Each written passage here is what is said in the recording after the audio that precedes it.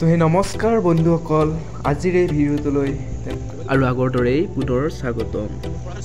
যিহেতু আজিৰ এই থাম্বনেইলটো চাই আপোনালোকে গমেই পাইছে নিশ্চয় কি আছে আজিৰ ভিডিঅ'টোত। তাৰ উদ্দেশ্যে ভিডিঅ'টো বনোৱা হ'ল। তো পোনপ্ৰথমে এই ভিডিঅ'টোৰ যোগে আকৌ এবাৰ সেই ব্যক্তিসকলক পুনৰবাৰ শ্ৰদ্ধাৰে সুঁৱৰিছোঁ, যিসকলে আমাৰ দেশখনক স্বাধীন কৰি তুলিছিল। শ্ৰদ্ধাৰে সুঁৱৰিছোঁ সেইসকলক যিসকলে মাতৃভূমিৰ হেতুকে হোৱা বীৰ শ্বহীদ জোৱানসকল, আৰু লগতে সেইসকল যিসকলে বৰ্তমানো আমাৰ মাতৃভূমিক ৰখি থকা জোৱানসকল, আৰু সেইসকলক শ্ৰদ্ধাৰে সুঁৱৰিছোঁ যিসকলে বৰ্তমান আমাৰ দেশৰ হিতৰ হেতুকে যুঁজি আছে। আৰু যিহেতু আমি সকলোৱে জানোৱেই, অৱগত সকলো, আমাৰ 1950 চনত ভাৰত সংবিধানখন গৃহীত হৈছিল আৰু ভাৰতৰ পৰিচালনা নথি স্বৰূপে পৰিগণিত হৈছিল আমাৰ এই সংবিধানখন। যিহেতু এই 1950 চনৰ 26 জানুৱাৰীতে আমাৰ সংবিধানখন গৃহীত হোৱাৰ ফলত ভাৰত এখন স্বাধীন গণতান্ত্ৰিক দেশ হিচাপে যিটো নেকি যুঁজ, এই যুঁজ ইমানতে সমাপ্ত হৈছিল। আৰু এনেদৰে আমাৰ এই দেশখন, আমাৰ এই ভাৰতবৰ্ষখন ৭৫টা বছৰ পাৰ কৰিলোঁ, স্বাধীন গণতান্ত্ৰিক দেশ হিচাপে বৰ্তমান অতিক্ৰম কৰিলোঁ। সঁচাকৈ বহুত ত্যাগ আৰু বলিদানৰ মূৰত আজি আমি এনেদৰে ইমান সুখময়ভাৱে আমি জীৱন যাপন কৰিব পাৰিছোঁ, নহ'লে ক'ত কি কৰিলোঁ হয় দিহাই নাছিল। আহি পালোঁ আৰু বেছি নাই, আৰু কিছু দূৰ আছে। যিহেতু আমাৰ সকলো জানে DC অফিচটোৰ পিছফালে আজি কাছাৰী মৈদাম আৰু য'ত নেকি কাছাৰী ফিল্ড, এই কাছাৰী ফিল্ডতে অনুষ্ঠিত হৈ আছে। মই এইবাৰ প্ৰথম, তাত আগতেও যাই পোৱা নাই, শুনিছোঁহে। তাত বোলে বহুতো ভাল লাগে, বহুতো মানুহৰ সমাগম হয় প্ৰত্যেক বছৰে পাতে, আৰু এইবাৰ মই প্ৰথমবাৰৰ বাবে কেনে লাগে চাওক আপোনালোকৰ, আৰু শুনি চাব পাৰোঁ কেনে লাগে আজি এই বিশেষ দিনটো।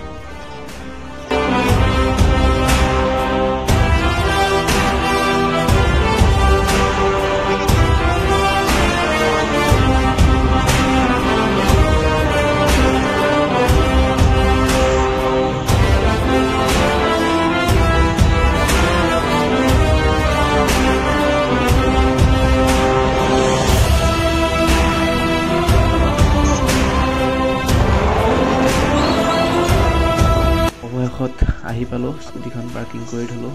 তাত যিহেতু নিব নিদিয়ে, মানুহৰ যথেষ্ট ভিৰ, আৰু সেইকাৰণে স্কুটিবোৰ নিব দিয়া নাই, বা স্কুটি মানে যান-বাহন একো নিবই দিয়া নাই।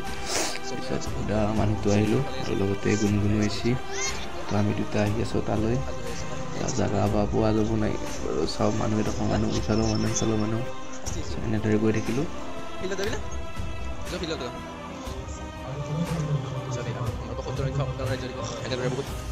বিশেষভাৱে ইয়াতে পালন কৰে প্ৰত্যেক বছৰে, আৰু এইটো মোৰ প্ৰথম বছৰ আজি আহিলোঁ ইয়াত। চাই থাকক আৰু পিছৰ পৰা কি পাই যায়।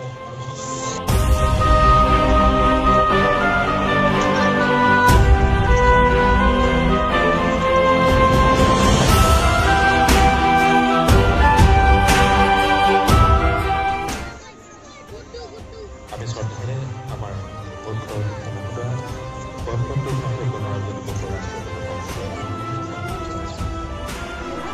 আৰু এনেদৰে আমাৰ অসম চৰকাৰৰ সমাজ কল্যাণ তথা বিত্ত বিভাগৰ মন্ত্ৰী অজন্তা নেওগে আজি যি অতিথি আছিল, আৰু তেওঁ